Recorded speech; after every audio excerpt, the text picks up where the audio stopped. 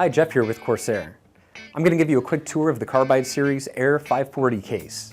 The Air 540 has a unique new design to provide outstanding cooling.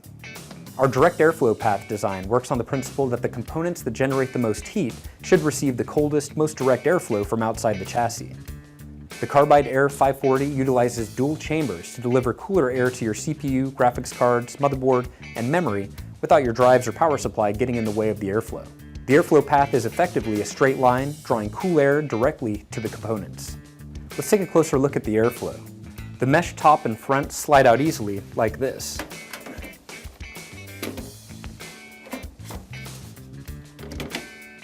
This low restriction dust filter has magnetic mounts and removes easily for maintenance. Behind that, the two front 140mm intake fans are Corsair Air Series AF140L models. They're based on the award-winning AF140 and have custom molded ultra-thin blades to move a lot of air with lower turbulence. The Air 540 has lots of cooling expansion flexibility. If you like, you can replace the AF140L fans with a 240mm, 280mm, or even a 360mm radiator. In fact, there's even room in the front of the chassis for the fans, so you can still install a radiator in a push-pull configuration. Up on top, you can add a 240mm or 280mm radiator. And as you imagine, this gives you the potential for a pretty impressive custom air cooling or water cooling setup, and our cable routing system makes it easy to hide pumps and tubing out of the way. The side panels use thumb screws, so just like with all Corsair cases, you don't need to grab a screwdriver to get into the case.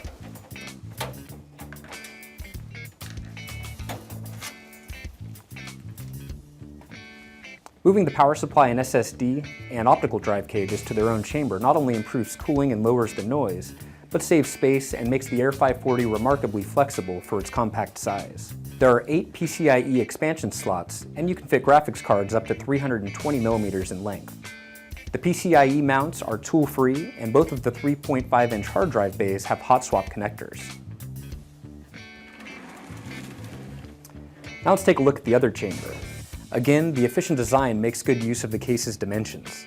There are 2 optical drive bays and 2 SSD bays.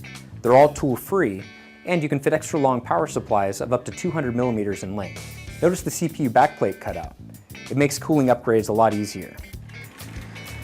The rear exhaust fan is also a 140mm Air Series AF140L. And up front,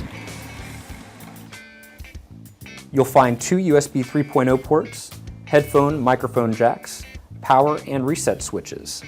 Thanks for watching, and if you have any questions, here's how to reach us.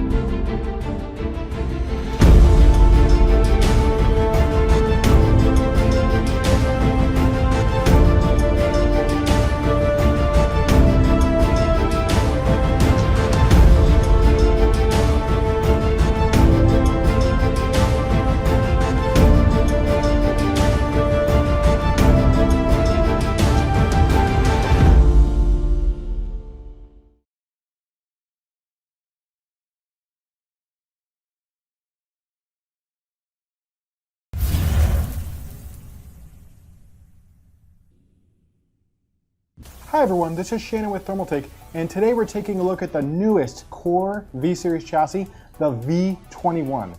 This is another cubicle chassis like we saw with the V1, but instead this one supports micro ATX where the other one supported mini ITX.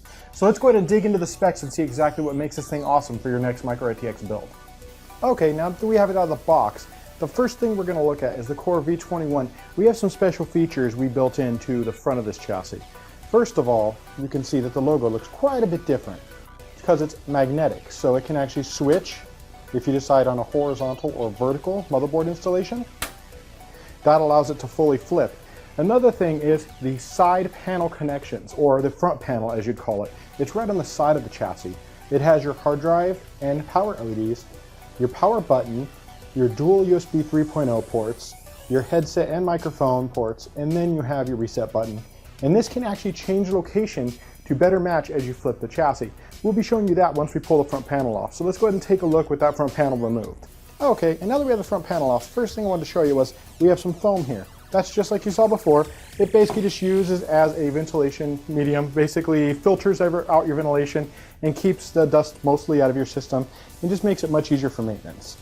Then we have what gives you a lot of your ventilation, which is a 200mm front-mounted fan. This can of course be pulled just like we did on the other chassis, where you can fit radiators or fans up front. You can fit 120 or 140mm based solutions. This one can fit 120 or 240, so you can run a dual 120, or you could run a single 140 right up front.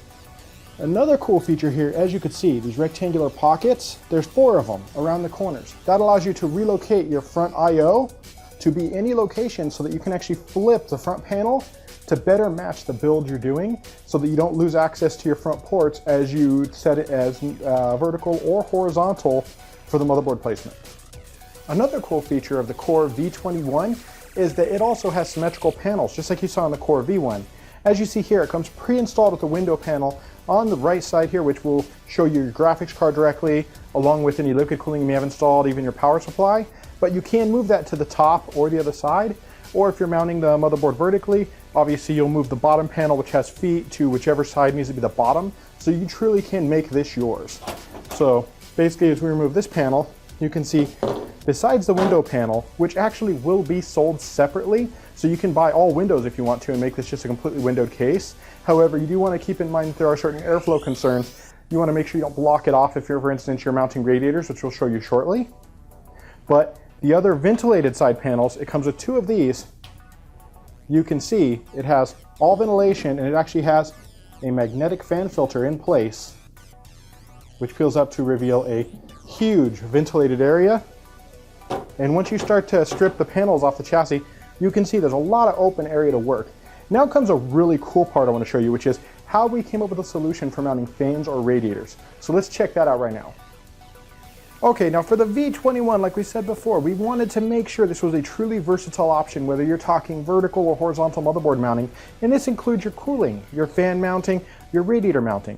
So what we did here was we actually gave you modular rails for the radiator or fan mounting so that you can pull them out, mount them wherever you need, snap them into place, and this can actually be adjusted because there are multiple cutouts that will give you the distance whether you're doing 120, 140, or even 200mm based. And these cutouts are not just on this side and the top. They go on the other side. They go pretty much any direction you'll need them to be able to get the cooling equipment where you want it. Now for drive mounting, you can see we have a cage down below. Now that's not all, but let's take a look at these first.